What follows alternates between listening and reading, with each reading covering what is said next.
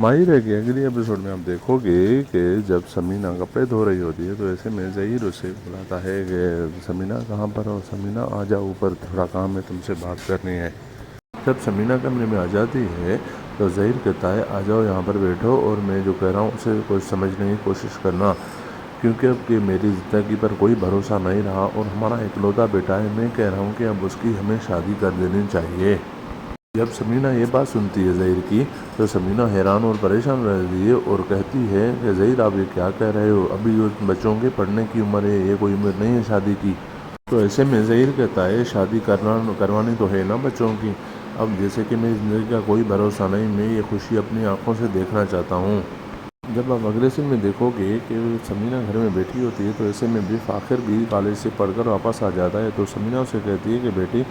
تمہارے اور اینی کی شادی کے لیے ظہیر نے فیصلہ کر لیا ہے اور وہ کہہ رہے ہیں کہ تمہاری اور اینی کی جلدی سے جلد شادی ہو جائے کیونکہ زندگی پر کوئی بھروسہ نہیں ہے۔ تو ایسے میں فاخر بہت یہ بات سن کر بہت پریشان اور حیران سا ہو جاتا ہے اور کہتا ہے امی آپ یہ کیا کہہ رہی ہو، ابو کو سمجھائیں، میری ابھی شادی کی عمر نہیں ہے، مجھے پڑھنا ہے، بہت آگے جانا ہے، اب یہ شادی کی آپ زنجیر ڈالو گے تو میں آگے کیسے پڑھ پاؤں گا، کیسے چل پاؤں گا۔ پھر سمینہ کہتی ہے کہ بیٹا تمہارے باپ کا فیصلہ آخری ہوتا ہے، اس کے آگے میں کچھ نہیں کر سکتی، پھر بھی میں کوشش کروں گی اسے سمجھانے کی۔ یہ بات کہہ کر سمینہ پھر کمرے سے چلی جاتی ہے۔ پھر آپ اگلے سین میں دیکھو گے کہ ظہیر اپنے بھائی حبیب کو کمرے میں بلاتا ہے اور وہ بیٹھا کے کہتا ہے کہ حبیب جیسے کہ تمہیں پتہ ہے کہ زندگی کا اب کوئی بھروسہ نہیں رہا، تو ایسے میں کہہ رہا ہوں کہ جو ہم نے معاملات طے کیے تھے فاخر اور اینی کے اس کو جلد سے جلد نمٹائیں اور ان دونوں کی شادی کر دیں۔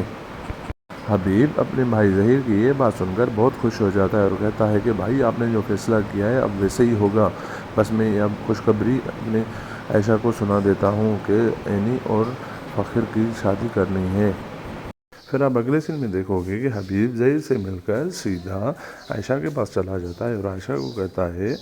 کہ بھائی صاحب نے بلایا تھا مجھے اور کہا کہ اینی اور فاخر کی شادی کرنی ہے کیونکہ اب میری زندگی پر کوئی اعتبار نہیں رہا۔ یہ بات سن کر عائشہ بہت پریشان اور اداس ہو جاتی ہے، تو ایسے میں عائشہ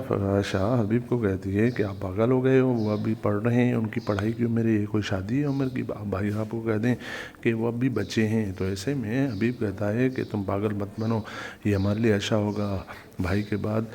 فاخر ہی اکیلا ہوگا گھر میں تو ہماری بیٹی وہاں راج کرے گی۔ پھر آپ اگلے سین میں دیکھو گے کہ عائشہ پریشان ہو کر سیدھا نماز پڑھنے بیٹھ جاتی ہے، تو ایسے میں اینی بھی کالج سے واپس آ جاتی ہے، تو اینی کو دیکھ کر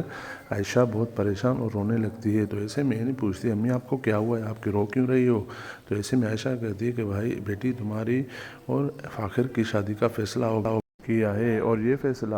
تمہارے ابو اور ظہیر بھائی جان نے کیا ہے۔ تو یہ بات سن کر اینی بہت پریشان ہو جاتی ہے اور رونے لگتی ہے اور اپنی امی کو کہتی ہے امی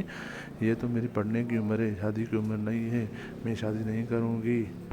پھر آپ دیکھو گے آخری سین میں کہ سمینہ اور عائشہ ساتھ میں بیٹھی ہوتی ہیں تو بہت پریشان ہوتی ہیں کیونکہ وہ بھی اس فیصلے سے خوش نہیں ہوتی۔ تو ایسے میں سمینہ کہتی ہے عائشہ کو عائشہ اگر یہ رشتہ ہو گیا نا تو یہ بہت بڑے چھوٹے بچے ہیں، آگے ہماری زندگی میں تباہی آئے گی۔ تو ایسے میں عائشہ کہتی ہے کہ بھابھی آپ بالکل ٹھیک کہہ رہے ہو، ابھی ان بچوں کے پڑھنے کی عمر ہے، ان کو ہم شادی کروائیں گے تو بہت واقعی تباہی آئے گی۔